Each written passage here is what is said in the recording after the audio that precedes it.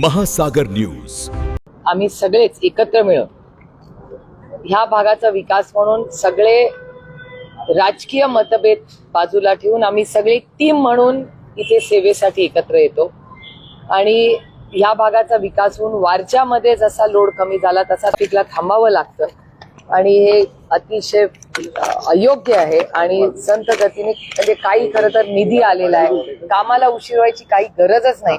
त्याच्यामुळे प्रशासनाला सातत्याने फॉलोअप करून हा रस्ता 1 जून पर्यंत पूर्ण व्हावा, म्हणजे हा वडगावचा लोड सगळा कमी होईल असा आमचा सगळ्यांचा एकत्रितपणे प्रयत्न आहे। ताई, बारामतीला सांगता सभा होतीये, तुम्ही जाणार आहात असं कळतंय।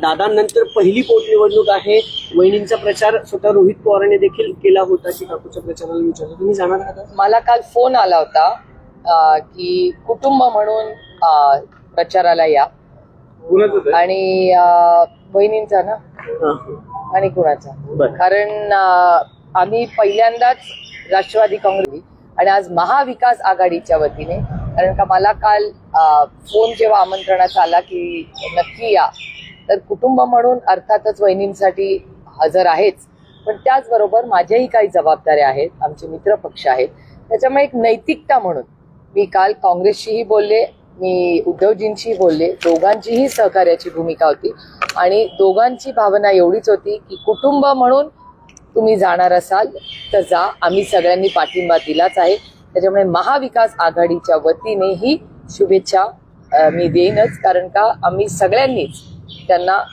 सहकार्याची भूमिका, हे इलेक्शन बिनविरोध व्हावं ही काँग्रेसचीही भूमिका आहे, ही उद्धवजींचीही भूमिका आहे आणि राष्ट्रवादी काँग्रेस पक्ष शरदचंद्र पवारांचीही आहे।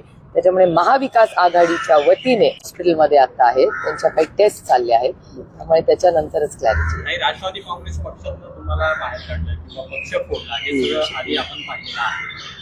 त्याच राष्ट्रवादी काँग्रेसच्या पक्षाच्या उमेदवारासाठी तुम्ही आज प्रचारामध्ये जाते, म्हणजे तुमचं जे आधीचं वैर होतं किंवा जो काही वाद होता तो आता मिटलेला आहे का या निमित्ताने? एकतर माझे कुणाशीच, म्हणजे मी हे भारतीय जनता पक्षाबद्दलही बोलते की माझे मतभेद आहेत, कालही होते, आजही आणि उद्याही राहतील, पण माझे मनभेद कुणाशीच नाही। काही गोष्टी जबाबदारी म्हणून आयुष्यात करायच्या असतात। आज महाविकास आघाडी बिनविरोध पाठिंबा आम्ही बहिणींना महाविकास आघाडी म्हणून आम्ही दिलेला आहे।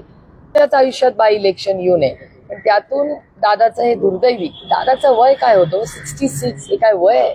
म्हणजे हसत खेळत तुम्ही सगळ्यांनी दादाचा उत्साह, दादाची एनर्जी सगळी आपण सगळ्यांनीच इतके वर्ष एकत्रपणे पाहिलेली आहे आणि ज्या पद्धतीने, म्हणजे आजही अंगावर काटा येतो। सकाळी तो 8:30 वाजता 8:40-50ला काय तो फोन आला होता विमान पडलं म्हणून, तो दिवस आणि आजचा दिवस अनेक वेळा असं वाटतं की दादा खरंच गेलाय का, म्हणजे मला विचाराल तर ते न पाहिल्यामुळे कधी कधी असं वाटतं की दादा खरंच गेलाय का नाही अशी एक भावना मनात येते। मला एक क्लोजर ज्याला म्हणतो तो क्लोजरच आला नाही, म्हणजे तो शेवटचा एक फोन, त्याची ती भेट, त्या गोष्टी मनात राहतात।